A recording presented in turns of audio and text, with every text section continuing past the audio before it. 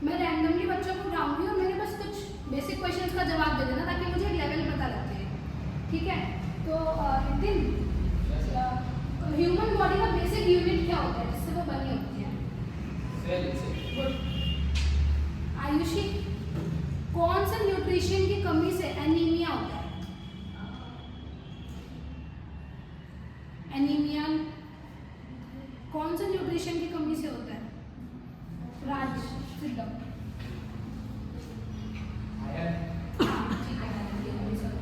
और किसी को पता है कि ब्लड में कौन कौन से कंपाउंड्स होते हैं? कोई भी? नितिन बता। आरबीसी, ठीक है। अच्छा, किसी को ये पता है कि आरबीसी का लाइफ स्पैन कितना होता है? 120 डेज तक आरबीसी जिंदा रहते हैं, ठीक है। तो ये हमने बेसिक क्वेश्चंस कवर अप कर लिए हैं। अब हम स्टार्ट करते हैं लीवर से कि यार लीवर क्या होता है। जिसने ये समझ लिया ना लीवर क्या होता है, उसको पूरा टॉपिक समझ में आ जाएगा बहुत ही इजीली। तो वैसे सबको पता है कि लीवर एक रेडिश ब्राउन कलर का ऑर्गन होता है। मैं लीवर दिखा रही हूँ, मेरे पास लीवर है। तो ये देखो, ये रेडिश ब्राउन कलर का ऑर्गन होता है लीवर। और ये सबको पता है कि हमारे एब्डोमेन में राइट साइड पे प्रेजेंट होता है। मतलब हमारे जो लंग्स होते हैं, लंग्स के नीचे एक मस्कुलर सा ऑर्गन होता है डायफ्राम, जो हमारे को रेस्पिरेशन में हेल्प करता है। अगर मैं कभी रेस्पिरेशन पढ़ाऊंगी तो मैं डायफ्राम के यूजेस बताऊंगी, बट फिलहाल के लिए डायफ्राम के जस्ट नीचे प्रेजेंट होता है लीवर। अब हम लीवर की बात कर रहे हैं, तो लीवर के बारे में मैं आप लोगों को एक बात बता दूं कि लीवर ना बहुत ही मेहनती होता है, बहुत हार्ड वर्किंग होता है। नींद में जब हम सो रहे होते हैं तो बहुत सारे ऑर्गन्स होते हैं जो थोड़े धीमे हो जाते हैं रेस्ट करने के लिए, पर लीवर नॉन स्टॉप चलता है, ये नहीं रुकता। ये एक फैक्ट्री की तरह काम करता है और ये बहुत क्लेवर होता है, बहुत चालाक होता है। तो लीवर की ना 2 गर्लफ्रेंड्स होती हैं, एक इससे ऊपर से कनेक्टेड होती है, एक इसके नीचे से कनेक्टेड होती है। इसका फेवरेट काम है खून को साफ करना। जो इससे ऊपर से कनेक्टेड इसकी गर्लफ्रेंड है वो है हार्ट, और जो इससे नीचे से कनेक्टेड है वो है इंटेस्टाइन्स। तो भाई ये चालाक बंदा अपनी दोनों गर्लफ्रेंड्स को बोलता है कि तुम मुझे खून दो और मैं तुम्हारे खून को साफ करूंगा। तो हार्ट इसे अपना खून देता है, इंटेस्टाइन इसे अपना खून देती है, और ये उन्हें साफ करने के बहाने से उनके सारे कार्बोहाइड्रेट्स ले लेता है। बोलता है कि भाई इनके कार्बोहाइड्रेट्स तो मैं अपने पास रखूंगा, एनर्जी होगी, शुगर मॉलिक्यूल्स होते हैं कार्बोहाइड्रेट्स, तो वो मैं अपने पास रखूंगा। दूसरा ये क्या करता है कि उनके खून में से विटामिन के ले लेता है। बोलता है कि उनके विटामिन के से मैं अपना खुद का प्रोटीन बनाऊंगा। तीसरा, अब भाई ये इतनी सारी चीजें उन लोगों से ले लेता है, नीचे इंटेस्टाइन से ले ली, ऊपर हार्ट से ले ली, तो इसके अंदर आरबीसी ज्यादा होगा। अब हमें पता है कि भाई जो आरबीसी है उनका लाइफ स्पैन सिर्फ 120 डेज का होता है। 120 डेज के बाद तो आरबीसी मर जाएंगे, वो जिंदा रहेंगे ही नहीं। तो भाई अब ये लीवर परेशान हो गया, भाई मैं क्या करूं, क्योंकि मेरे अंदर इतने सारे आरबीसी इकट्ठे हो गए हैं। तो उस टाइम पे लीवर एक काम करता है, उसके लिए मैं लीवर को बुला रही हूँ। तो लीवर इधर आ जाओ। तो लीवर आपके पास क्या है? मेरे पास क्या है? माँ है? नहीं मेरे पास ये है लीवर के आरबीसी। लीवर के पास रेड ब्लड सेल्स हैं। तो लीवर क्या करता है, मैंने बताया था लीवर एक फैक्ट्री की तरह होता है। लीवर इन रेड ब्लड सेल्स को तोड़ देता है। तोड़ो।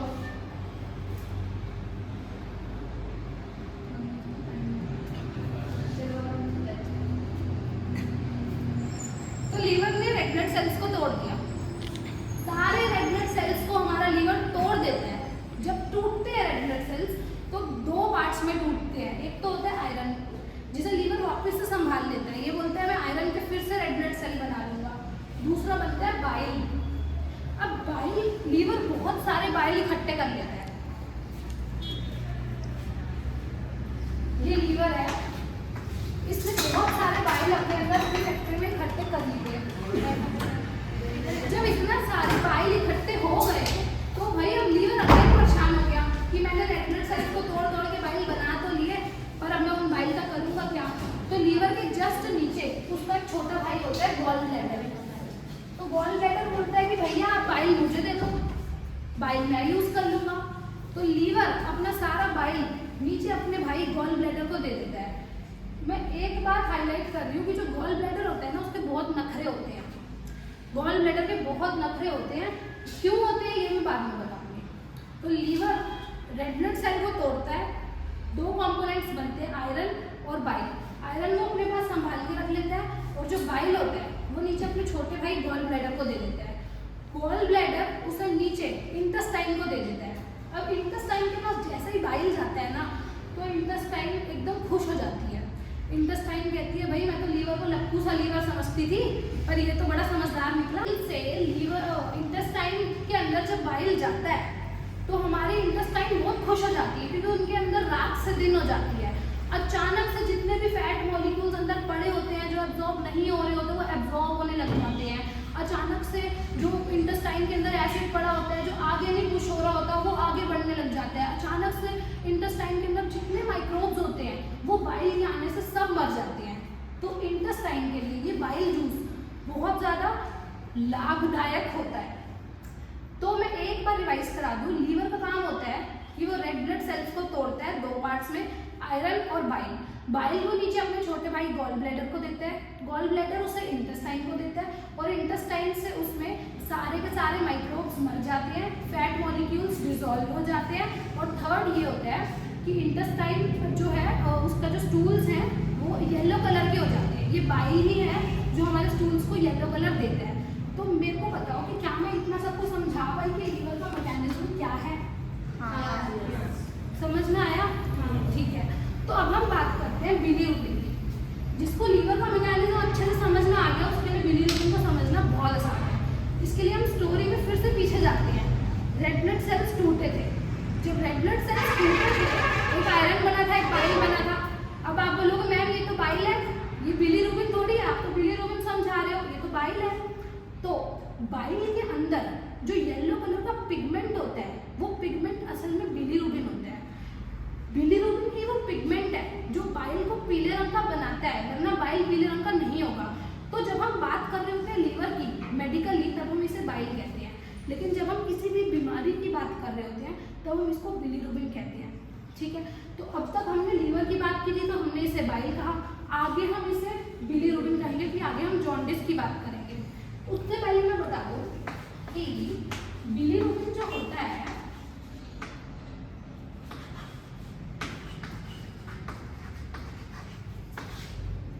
जब बिलीरुबिन हमारे लीवर में बनता है तो मैंने बताया था थोड़ी देर पहले कि गॉल ब्लैडर जो होता है ना बड़े नखरे होते हैं उसके।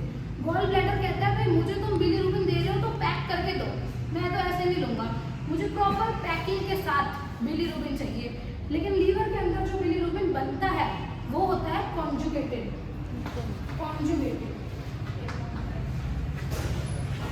कॉन्जुगेटेड मतलब non water soluble. Non water soluble. अब जो नॉन वाटर सॉल्युबल है वो अनपैक्ड है, वो पैक्ड नहीं है। तो नीचे गॉल ब्लैडर उसे ले ही नहीं रहा, गॉल ब्लैडर एक्सेप्ट ही नहीं कर रहा, वो कह रहा है भाई इसे पैक करके दो। तो लीवर क्या करता है, वो अपनी जो तिजोरी बना के रखता है, जो अपनी गर्लफ्रेंड से खून लेते हैं ना उनके खून में से ना स्पेशल चीजें अलग कर लेते हैं और अपनी एक तिजोरी बनाते हैं। उस तिजोरी को यूज करता है और उसमें से एक एंजाइम निकालता है।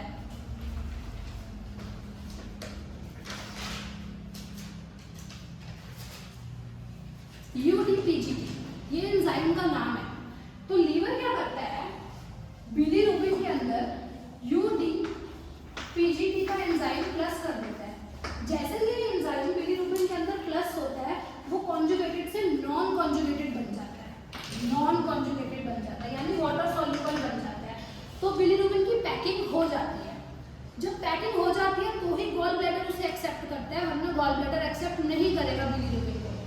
तो अब आप ये बताओ कि आप बिलीरुबिन समझ गए हो या किसी को कोई भी डाउट है तो आप एक बार अपने हैंड रेज कर दो, मैं वो क्लियर कर दूंगी। तो मैं एक बार क्वेश्चनिंग कर लूँ? ठीक है।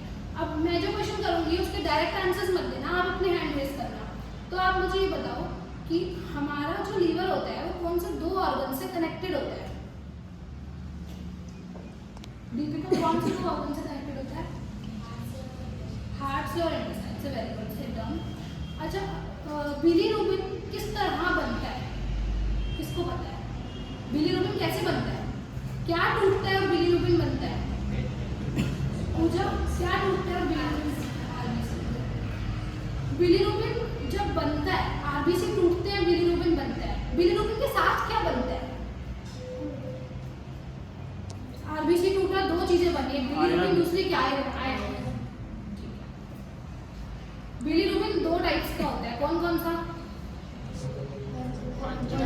कंजेनिटल गॉल ब्लैडर कौन से टाइप का बिलीरुबिन एक्सेप्ट नहीं करता? Very good. तो हमने समझ लिया लीवर और बिलीरुबिन का मैकेनिज्म। अब हम जॉन्डिस समझेंगे बहुत आसानी से, क्योंकि अब जॉन्डिस को समझना बहुत इजी है। ये हमारा लीवर है, ठीक है। अगर किसी भी वजह से लीवर वीक है, कोई भी रीजन हो, चाहे वो हेपेटाइटिस हो या गिलबर्ट सिंड्रोम हो, किसी भी वजह से अगर हमारा लीवर वीक है तो इसमें ऐसी प्रॉब्लम हो जाती है कि ये या तो अपने जो कॉन्जुगेटेड बिलीरुबिन को अनकॉन्जुगेटेड नहीं कर पाता, यानी यूटीपीजीटी का एंजाइम नहीं क्रिएट कर पाता, या फिर ये नीचे अपने बिलीरुबिन को भेज नहीं पाता गॉल ब्लैडर में। कुछ ना कुछ ऐसी प्रॉब्लम हो जाती है कि ये हमारा जो लीवर है ये रेड से येलो कलर का हो जाता है, ठीक है। तो अब ये जॉन्डिस वाला लीवर है, ठीक है ना, क्योंकि अब इसके अंदर बाइल इकट्ठा हो गया तो वो नीचे भी नहीं जा पा रहा, वो अनकॉन्जुगेटेड नहीं हो रहा, नीचे नहीं जा पा रहा, क्या पता वो किसी ऑब्स्ट्रक्शन की वजह से नहीं जा पा रहा, या अब वो पैक्ड नहीं है, मतलब अनकॉन्जुगेटेड नहीं है, इस वजह से नहीं जा पा रहा, तो फिर लीवर ना पूरा लीक होने लग जाता है। जब वो लीक होने लग जाता है तो अपने आसपास के ब्लड स्ट्रीम्स में अपना ब्लड पंप करेगा, तो ये जो लीक्ड बिलीरुबिन है ये पूरी बॉडी में चला जाएगा और हमारे को आंखों में, नेल्स में और स्किन में ये बिलीरुबिन दिखाई देगा। तो बस यही जॉन्डिस है, इसके अलावा और कुछ भी जॉन्डिस नहीं है। लेकिन हमारा मेन टॉपिक है नियोनेटल जॉन्डिस, छोटे बच्चों का जॉन्डिस। एक सर्वे के हिसाब से पता लगा कि जब बच्चे पैदा होते हैं ना तो 80% बच्चों को जॉन्डिस होता है। इसका क्या रीजन हो सकता है? वेरी गुड, ये बहुत अच्छा रिप्लाई है कि लीवर मैच्योर नहीं होता। तो ऑब्वियसली जब लीवर मैच्योर नहीं होगा तो वो एक कॉन्जुगेटेड बिलीरुबिन को अनकॉन्जुगेटेड बिलीरुबिन में कैसे चेंज करेगा, जब वो मैच्योर ही नहीं है, वो छोटा है अभी। लेकिन एक चीज़ और होती है यार, एडल्ट्स में जो आरबीसी का लाइफ स्पैन है वो 120 डेज का होता है, लेकिन जो छोटे बच्चे होते हैं ना उनके आरबीसी बहुत जल्दी पॉप अप करने लग जाते हैं, बहुत जल्दी टूटते हैं। अब वो जल्दी टूटेंगे तो लीवर पे ज़्यादा भार आएगा, ज़्यादा बिलीरुबिन बनेगा, ठीक है। अब वो जल्दी टूट रहे हैं तो जल्दी बनते भी हैं, और जो बनते हैं वो वीक बनते हैं, जो वीक बनते हैं वो और जल्दी टूटते हैं। तो हर तरह से लीवर के ऊपर बहुत ज़्यादा भार आ रहा होता है, तो बेचारा लीवर परेशान हो जाता है और लीक करने लग जाता है। इसी वजह से छोटे बच्चे को जॉन्डिस के बहुत ज़्यादा वो होते हैं, मतलब पॉसिबिलिटीज बहुत ज़्यादा रहती है। Newborn is too much prone to jaundice as much an adult, ठीक है। दूसरी चीज़ ये यार कि ना जो बच्चा अपनी मम्मी के वूम्ब में होता है तो प्लेसेंटा से बच्चे का सारा बिलीरुबिन उसकी मदर ले रही होती है और मदर के स्टूल्स में, यूरिन में वो निकल रहा होता है। लेकिन अब यहाँ पे तो एकदम से प्लेसेंटा हट गया, एकदम से उस छोटे से लीवर पे इतना बोझ आ गया। तो ये भी एक रीज़न होता है कि अचानक से एक छोटा लीवर इतना सब कुछ झेल नहीं पाता। तो हमने ये दो जो कारण पढ़े, तो प्लेसेंटा और एक ये आरबीसी, क्योंकि आरबीसी का लाइफ स्पैन कम होता है, ये दोनों होते हैं नियोनेटल में फिजियोलॉजिकल जॉन्डिस में। फिजियोलॉजिकल जॉन्डिस में टेंशन की जरूरत नहीं पड़ती, तो इसमें ज़्यादा टेंशन नहीं लेनी होती। अपने आप जब बच्चा ग्रो करेगा, थोड़ा लीवर ग्रो करेगा, अपने आप ठीक हो जाएगा, इतनी टेंशन की बात नहीं है। टेंशन की बात तब आती है जब दूसरे टाइप का जॉन्डिस हो। दो ही टाइप के जॉन्डिस होते हैं। जब दूसरे टाइप का जॉन्डिस होता है तो टेंशन की बात होती है। दूसरे टाइप के जॉन्डिस का नाम है पैथोलॉजिकल जॉन्डिस। मैं लिखूं क्या? नहीं, ठीक है। तो दूसरे टाइप के जॉन्डिस का नाम है पैथोलॉजिकल जॉन्डिस। अब यार पैथोलॉजिकल जॉन्डिस में होती है प्रॉब्लम। पैथोलॉजिकल जॉन्डिस के 3 कारण होते हैं। जिसने भी अब तक का लेक्चर पूरे दिमाग से समझा होगा उसको ये तीनों कारण समझ में आ जाएंगे। और अगर आपको ये तीनों कारण समझ में आ रहे हैं तो अपने लिए अपनी तारीफ कर देना कि आपकी अंडरस्टैंडिंग कितनी अच्छी है। 3 कारण होते हैं। एक को हम कहते हैं प्री हिपैटिक, प्री हिपैटिक, एक को हम कहते हैं हिपैटिक और एक को हम कहते हैं पोस्ट हिपैटिक। पोस्ट हिपैटिक तो यार अब ये 3 कारण होते हैं। तो प्री हिपैटिक की पहले हम बात करते हैं। प्री हिपैटिक में क्या होता है, आरबीसी जो होते हैं, रेड ब्लड सेल्स जो बच्चे की बॉडी में रन कर रहे हैं, वो इतने कमजोर हो जाते हैं कि वो लीवर तक जाते ही नहीं है। वो बॉडी में कहीं पर भी पॉप करने लग जाएंगे, हाथ में, नाक में, मुंह में, हर जगह आरबीसी होते हैं, वो कहीं पे भी पॉप कर जाएंगे। जब आरबीसी पॉप करेगा तो बिलीरुबिन बनेगा, बिलीरुबिन बनेगा तो भाई उसे अनकॉन्जुगेटेड करने के लिए तो लीवर की जरूरत है, पर वो कॉन्जुगेटेड फॉर्म में बॉडी में प्रेजेंट है। तो ये होता है प्री हिपैटिक रीजन कि बच्चे के आरबीसी बॉडी में कहीं पर भी पॉप आउट हो रहे हैं। दूसरा है हिपैटिक रीजन। तो हिपैटिक रीजन में ये आता है कि जो बच्चे का लीवर है वो वीक है। बच्चे का लीवर वीक है, किसी भी वजह से वीक है, जो इन्फ्लेमेशन हुई है वहाँ पे, हेपेटाइटिस हुआ है या गिलबर्ट सिंड्रोम है, किसी भी कारण से अगर बच्चे का लीवर वीक है तो बच्चे का जो लीवर होगा वो झेल नहीं पाएगा इतना बाइल। ये दूसरा रीजन जो हमने पहले भी पढ़ा था, ये बच्चों को समझ में आया होगा आप सबको। मतलब तो प्री हिपैटिक आप समझ रहे हैं कि बॉडी में कहीं पे भी आरबीसी पॉप हो रहे हैं, और हिपैटिक में कि बच्चे का लीवर वीक है। तो भाई अब पोस्ट हिपैटिक में क्या हो रहा है, पोस्ट हिपैटिक में ये हो रहा है कि जो लीवर है वो बाइल बना रहा है, वो बाइल को कॉन्जुगेट से अनकॉन्जुगेट भी कर रहा है, सारे फंक्शन ठीक है, लेकिन नीचे गॉल ब्लैडर को नहीं जा रहा क्योंकि यहाँ पे कोई ऑब्स्ट्रक्शन है, इस वजह से वो नीचे नहीं जा पा रहा बाइल जूस। अब बिलीरुबिन मतलब हमारा बाइल जूस नहीं, हमारा बिलीरुबिन वहाँ पे अटक गया, ऑब्वियसली वो फिर लीक आउट होगा।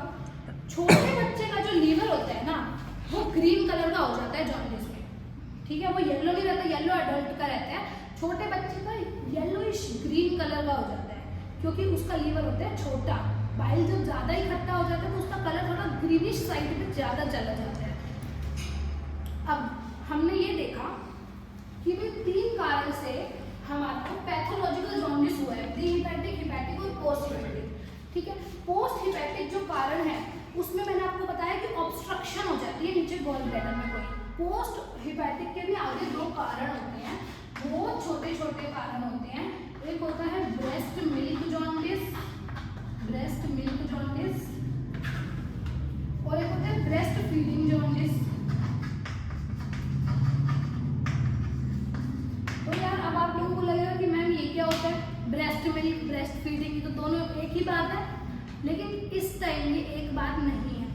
ब्रेस्ट मिल्क जॉन्डिस में होगा, ब्रेस्ट मिल्क जॉन्डिस में ये होगा कि बच्चे को अपनी माँ के दूध से कोई ऐसा सब्सटेंस मिल रहा है जिस सब्सटेंस से उसका लीवर अच्छे से काम नहीं कर रहा है। ठीक है, अब दूसरा आ गया ब्रेस्ट फीडिंग जॉन्डिस।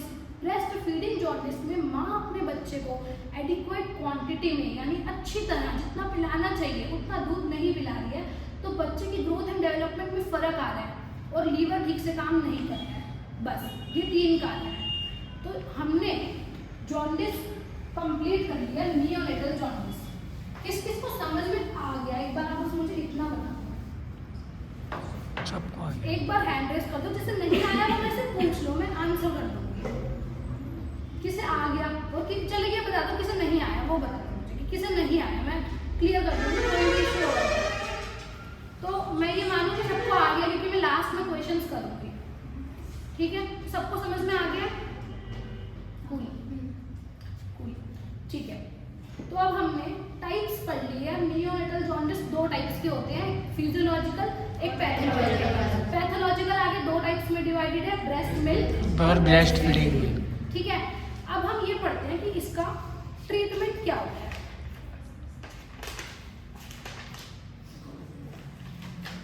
अब हम नियोनेटल जॉन्डिस का ट्रीटमेंट पढ़ेंगे। देखो यहाँ पे हमने पहले कॉजेज लिख रखे हैं। कॉजेज हम आपको एक तरह से, हमने जो प्री हिपैटिक और पोस्ट हिपैटिक पढ़ा था वो हमारे कॉजेज ही थे।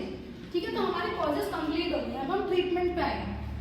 तो यहाँ पे मैं हेडिंग डाल देती हूँ, ट्रीटमेंट जो होता है वो होता है फोटोथेरेपी,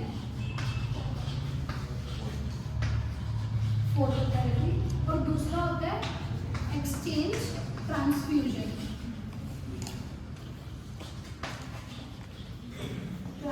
ट्रांसफ्यूजन। ठीक है, अच्छा कई लोगों के मन में एक चीज़ आ रही होगी कि यार ट्रीटमेंट से पहले तो इन्वेस्टिगेशन करनी होती है, ये भी तो पता लगे कि भाई इन्वेस्टिगेशन कैसे करनी है।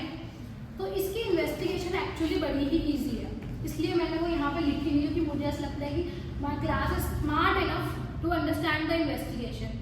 वैसे तो सबसे अच्छी इन्वेस्टिगेशन यही होती है कि खून की जांच भेज दो, बच्चे का बिलीरुबिन टेस्ट कर लो, TSB ये टेस्ट होता है, टोटल सीरम बिलीरुबिन, ये भेज दो, आ जाएगा बिलीरुबिन पॉजिटिव है या नेगेटिव है। अगर वो पॉजिटिव होता है, अगर बिलीरुबिन पॉजिटिव आता है, इन दैट केस बच्चे के सेकेंडरी टेस्ट होते हैं, जैसे कि फिर हम उसका CBC काउंट करवाएंगे, है ना, और LFT टेस्ट करवाएंगे, तो फिर वो तो सेकेंडरी टेस्ट हो गए, only if the first test comes positive. दूसरा तरीका होता है जिसमें हम कहते हैं क्रैमर्स रूल। एक बार आप लोग रिपीट कर दो, क्या कहते हैं? Cramer's rule. ठीक है, तो उसे कहते हैं क्रैमर्स रूल। इसमें हम क्या करते हैं, बच्चे को ना बहुत ज़्यादा लाइट वाले रूम में ले जाते हैं या फिर बाहर अगर धूप अच्छी है धूप में ले जाते हैं, और वहाँ पे हम ये क्रैमर्स रूल की मदद से बच्चे में चेक करते हैं कि कितना बिलीरुबिन प्रेजेंट है। क्रैमर्स रूल में एक छोटे बच्चे की बॉडी को जोन्स में डिवाइड करा होता है। कोई एक गर्ल इधर आ जाओ, कोई एक छोटी हाइट की लड़की इधर आ जाओ, हाँ बता देना। देखो ध्यान से देखना, क्रैमर्स रूल में बच्चे की बॉडी को जोन्स में डिवाइड करा होता है। जोन 1, 5 जोन्स होते हैं। जोन 1 हेड का एरिया, नेक का area, zone 1 thoracic cavity abdomen area, zone 2, ठीक है, पेल्विक एरिया और नीज से ऊपर का एरिया, जोन 3। ये पूरी आर्म्स, ये रिस्ट नहीं, ये उंगलियों वाला एरिया नहीं, सिर्फ ये यहाँ से लेके यहाँ तक आर्म्स, और नीज से लेके नीचे जहाँ हम शूज पहनते हैं उसमें भी फुट को काउंट नहीं करना, सिर्फ यहाँ से लेके जहाँ तक लेग एंड हो रही है वहाँ तक का एरिया, जोन 4। हमारे ये हाथ और जहाँ हम शूज पहनते हैं ये हो गया जोन 5। अगर हम जोन 1 पे प्रेस करेंगे और हमको पीलापन दिखेगा, इसका मतलब है कि बच्चे का बिलीरुबिन 6 से 8 डेसीलीटर तक है और उसको ज़रूरत है ट्रीटमेंट की। अगर हम जोन 2 पे कहीं पे प्रेस करते हैं और पीलापन दिखता है, यानी कि 8 से 10 डेसीलीटर है। अगर हम जोन 3 पे प्रेस करते हैं तो इसका मतलब, अगर हमारे मतलब पीलापन दिखता है तो मतलब 10 से 12 डेसीलीटर है। अगर हम जोन 4 पे प्रेस करते हैं इसका मतलब 12 से 14 डेसीलीटर है। जोन 5 सबसे खतरनाक होता है। अगर जोन 5 पे पीलापन दिख रहा है तो मतलब बिलीरुबिन 15 से ऊपर चला गया है, बच्चे को फौरन ज़रूरत है मेडिकल ट्रीटमेंट। तो इन्वेस्टिगेशन सबको समझ में आ गई? इन्वेस्टिगेशन तो इजी थी, कुछ मुश्किल था नहीं। ट्रीटमेंट देख लेते हैं। वैसे ट्रीटमेंट भी इजी है, 2 ट्रीटमेंट होते हैं, एक फोटो लाइट थेरेपी और एक एक्सचेंज ट्रांसफ्यूजन। या फोटो लाइट थेरेपी में क्या करते हैं, एक समझ लो कांच की बाउंड्री वाला एक बेड टाइप एक होती है मशीनरी भी नहीं, वो बस एक बेड ही होता है, उसमें बच्चे को लेटा देते हैं। मशीनरी असल में उसके ऊपर होती है जो ब्लू ग्रीन लाइट्स बच्चे की बॉडी में रेडिएट करती है। मैकेनिज्म ऑफ एक्शन क्या है, क्या होगा जब वो लाइट बच्चे की बॉडी में जाएगी, स्किन के अंदर, छोटे बच्चे की स्किन के अंदर जब वो लाइट गई तो उस लाइट ने स्किन के अंदर के बिलीरुबिन को कॉन्जुगेट से अनकॉन्जुगेट कर दिया। जो काम लीवर का था वो काम उस लाइट ने कर दिया। तो फिर क्या होगा कि सारा बिलीरुबिन बच्चे के स्टूल्स में और यूरिन में निकल जाएगा, कोई प्रॉब्लम नहीं हुई, ठीक है। लेकिन अब दिक्कत ये होती है कि इससे ना कभी कभी नहीं भी ठीक होते यार, हल्का फुल्का होगा ठीक हो जाएगा, अगर बहुत ही सीवियर कंडीशन है तो कैसे ठीक होगा। फोटो लाइट थेरेपी से अगर सीवियर कंडीशन है तो ठीक नहीं होगा। दूसरा मेथड है एक्सचेंज ट्रांसफ्यूजन। बच्चे के 2 हाथ लेते हैं, यहाँ से उसका ब्लड विदड्रॉ हो रहा है, निकल रहा है, और यहाँ पे डोनर का ब्लड ट्रांसफ्यूज हो रहा है, आ रहा है, ठीक है। तो यहाँ से ब्लड आ रहा है, यहाँ से ब्लड निकल रहा है, तो हम कह सकते हैं कि ब्लड एक्सचेंज हो रहा है। जब ब्लड एक्सचेंज होगा तो बिलीरुबिन डाउन होगा। यही मेरा लेक्चर था। Thank you for attending my class.